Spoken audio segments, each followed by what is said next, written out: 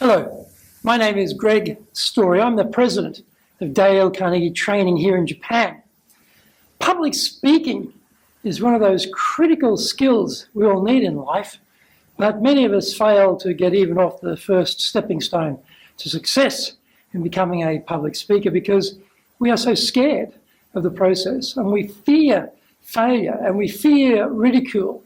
And we worry about things that might go wrong during our speech and humiliate ourselves in front of people and have people laugh at us during the middle of our presentation. Doesn't have to be like that though, because with training, we can overcome all those issues and we can be properly prepared. There are many things in life you wouldn't think about doing unless you were properly trained and prepared. So why would public speaking not be one of those, and particularly something where you are in front of an audience and you are on stage and you are the centerpiece and all the eyes and all the attention and all the lights are on you. This, you would think, would be a fairly good time to be well and truly tuned up, ready to go, prepared and well trained for the activity. So what could we do? Well, in the preparation, we can first of all deal with the fear factor. And it is true, fear is a natural process. It's a chemical reaction. The adrenaline in the body starts to pump as we get nervous, and therefore we start to feel that uncomfortable feeling in the stomach, and pulse starts to beat, and we start to perspire, feeling a bit hot. Very natural reaction because this is a stressful and precious situation. What we need to do though is learn how to deal with that fear. So there are some things we can do with some deep breathing, trying to keep our pulse rate low, or we might find like the so-called green room or an area out of sight of the audience where we can do some very vigorous walking, try and burn off some of that nervous energy to sort of calm ourselves down a little bit. We can think about the fact that we're prepared for this, we can be confident, and we've got to also remember, only we know what's in that presentation. So if we go a little bit off track or we miss a bit or we get the order wrong, unless we tell the audience that, we're the only ones who know that. So the fear of failing is only what's obvious. And if you're shaking and your voice is quivering, that's obvious. If we can get around those things through practice and rehearsal and repetition before we get on stage or before we get in front of a group, then all that goes away. The other thing is, who's our audience? Now, there are expert audiences, mixed audiences of experts and non-experts, and then non-experts. And who is actually going to be there? We need to find that out before we even start thinking about the preparation. So the organisers, or if we know ourselves, what's the gender mix? What's the age bracket? What's the experience mix?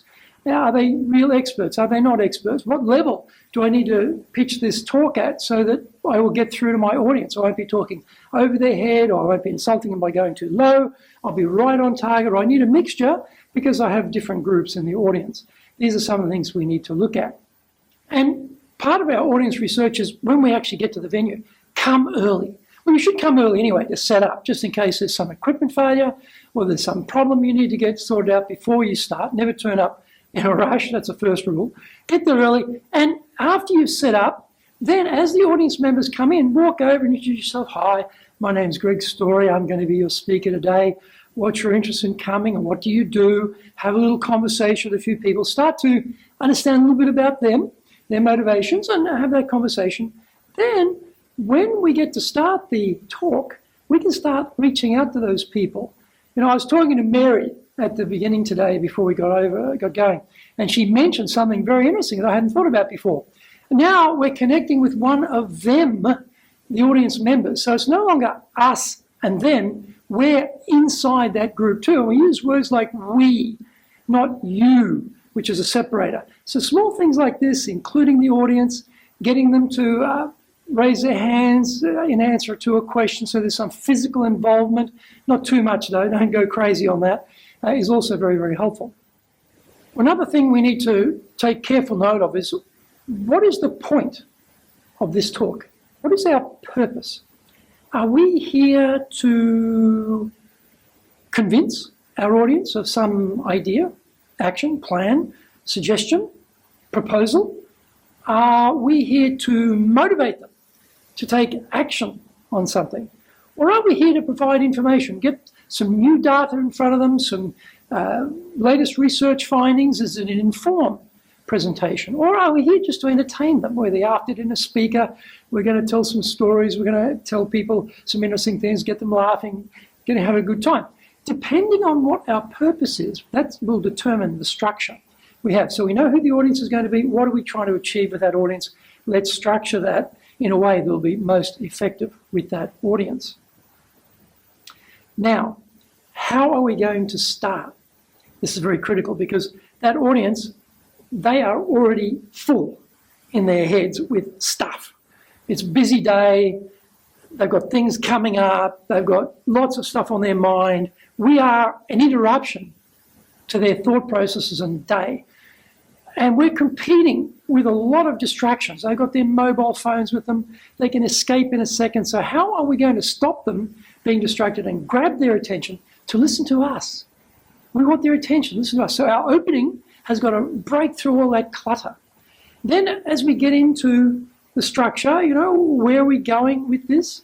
What's the main points we want to talk about? We've got a limited amount of time. How many points do we think we can get through? What's the evidence to back up the points we're going to refer to? And then we're going to get to the close. How are we going to finish it up? Now, the opening is a first impression for us as a speaker. The close is a final impression for the speaker, and we don't want to miss those two key points because that's what people remember. First impression, last impression. So the close is very important. Plus, there's actually two closes. There's the first close after we finish our major part of the speech. Then we go, right, question time. Who has the first question? Go into Q&A. Then at the end of Q&A, we close again because we want to wrap it up according to the particular angle we want to place on the point of discussion today. We want to reinforce our key message to the audience, and we want that to be the final impression, not some random question that came out of the audience which was completely off target and or tangential to the whole discussion.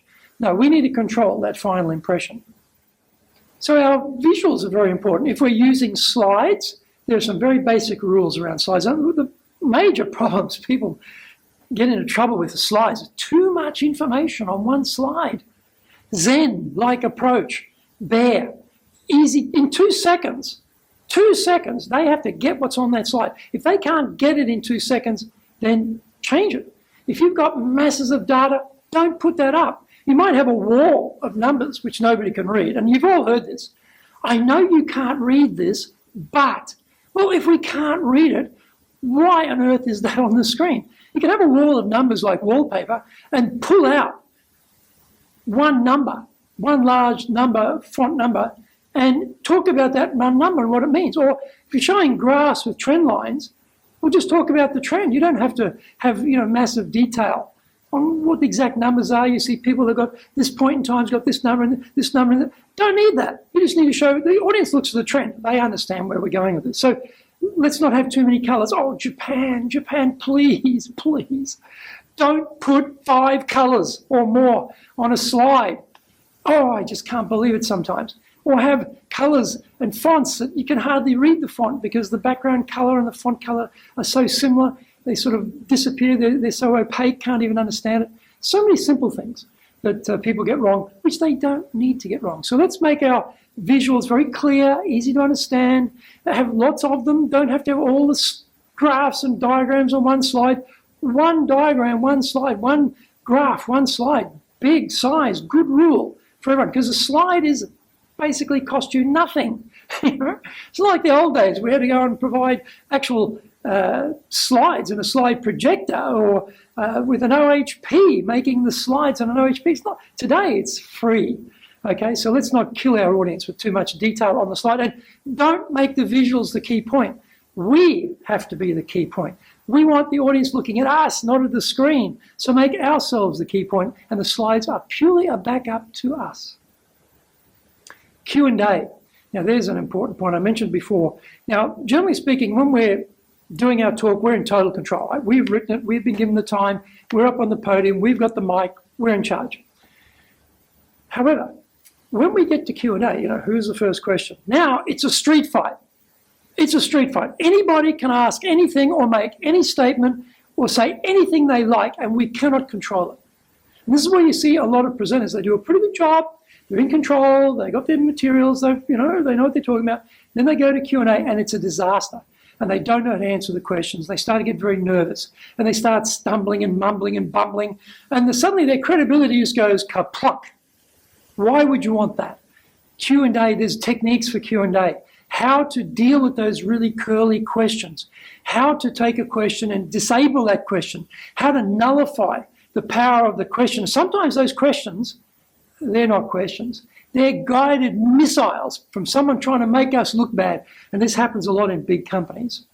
Someone from another division, so going to show us up, they're going to one-up us, they're going to get the elbows out because they want to get to the top ahead of us.